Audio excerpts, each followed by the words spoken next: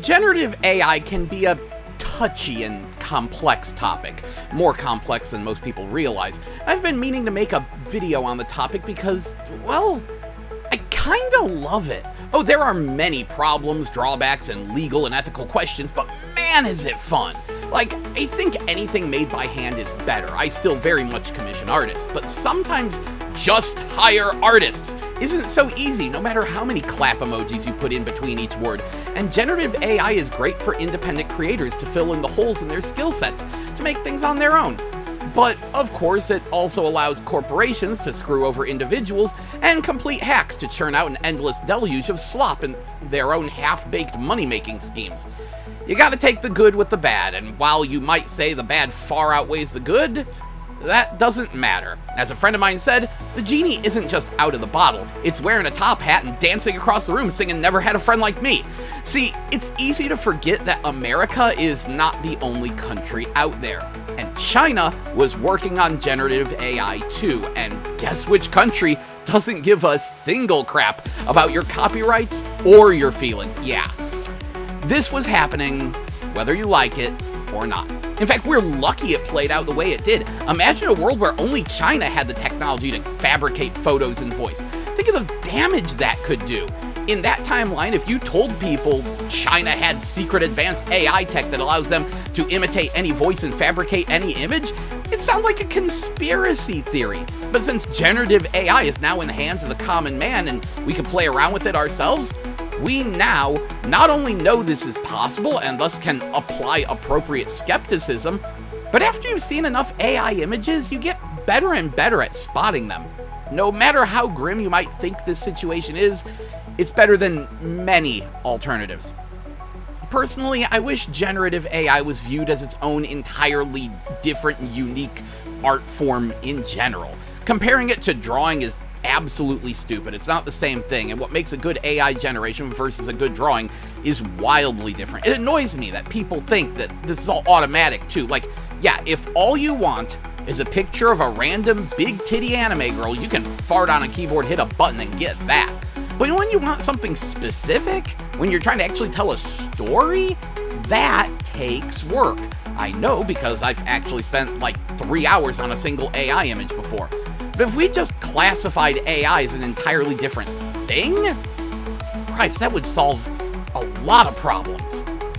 I mean, think about it. Drawing and photography are both considered art, but they take largely different skill sets, and what's more, have their own separate sections on art websites. Generative AI is the same way. I describe it as artistic troubleshooting. You have a program that can draw anything, but no one actually knows the exact way to get the image you want, so you have to use trial and error and ingenuity to explain to the AI what it is you actually want to see, and when you finally get the AI to do what you want it to, yeah, there's kind of a feeling of accomplishment there. It's more complicated than you might think. But enough preamble, because, buddy, I fell down a rabbit hole. See, just last month, video AI took a huge leap forward, and now AI film is on the menu. Now, darn near everyone has seen this Monsters, Inc. looking slop known as the Curse of Candy Crest, and yeah, this is why I mentioned the AI slop factories. This is just sad. But then, YouTube's algorithm recommended me something unexpected. 人はまたその過ちを繰り返そうとしているのか。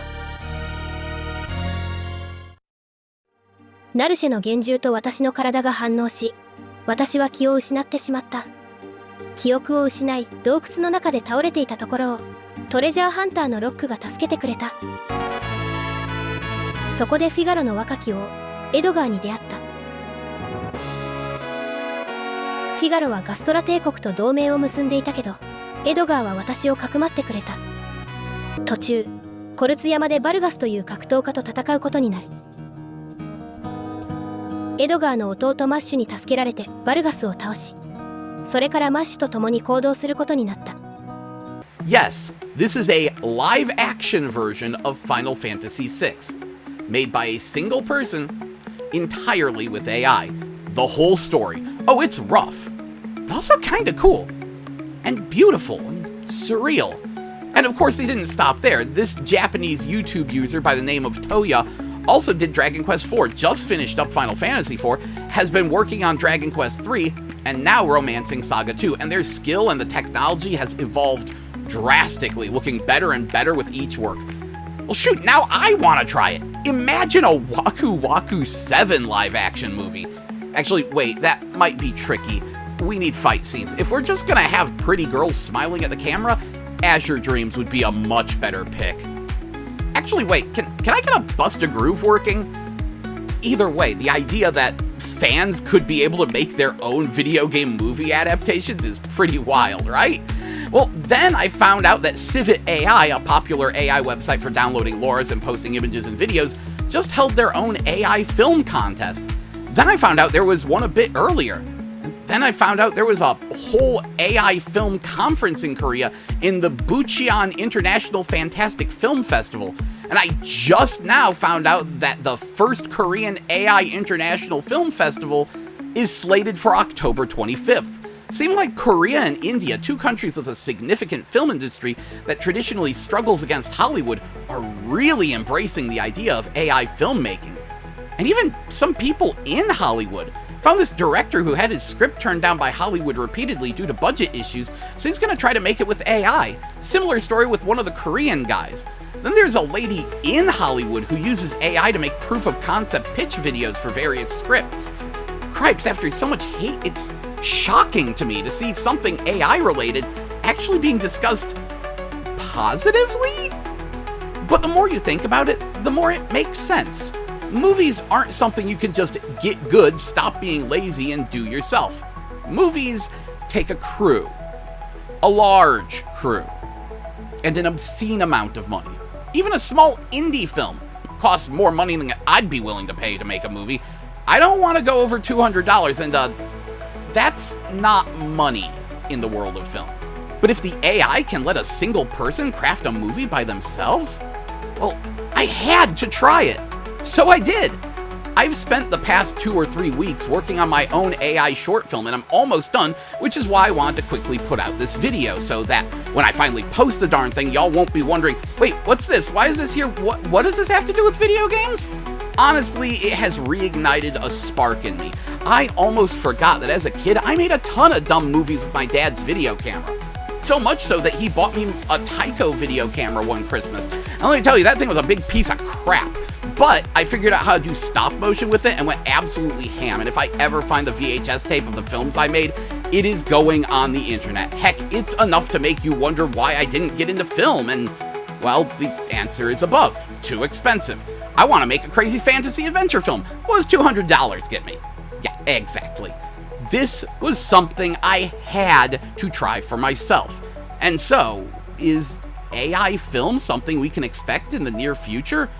Oh, almost, absolutely in a year or two, but right now, too many restrictions, too many issues. Character consistency is improving, but still a problem. It's difficult to get two characters to interact directly, which is a common AI problem, as the AI doesn't know which character is which, and action scenes are currently a disaster. Watching a bunch of AI short films, almost all of them tell their story almost entirely through narration, showing a slideshow of pretty scenes, but with very little action, interaction, and flow between scenes. Hence why mine is doing the opposite of that. I see so many gorgeous AI-generated ladies, but they don't do anything. Hot chicks kicking ass is my jam, and dang it, I'm gonna get hot chicks kicking ass if it's the last thing I do. And I did.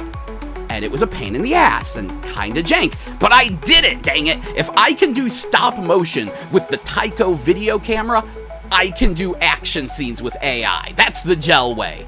Interestingly, my insistence of having a female protagonist led to some fascinating issues, but that's a story for another time. I'd kinda like to do a making of later. I hope you will give the resulting short film a chance. I mean, it's a free YouTube thing starring a lady in a tight, unzipped bodysuit. Come on! Anyway, this is Gel, and you've been Game Babbled. See ya! Clock on the dot, I'm in my drop top, cruising the streets.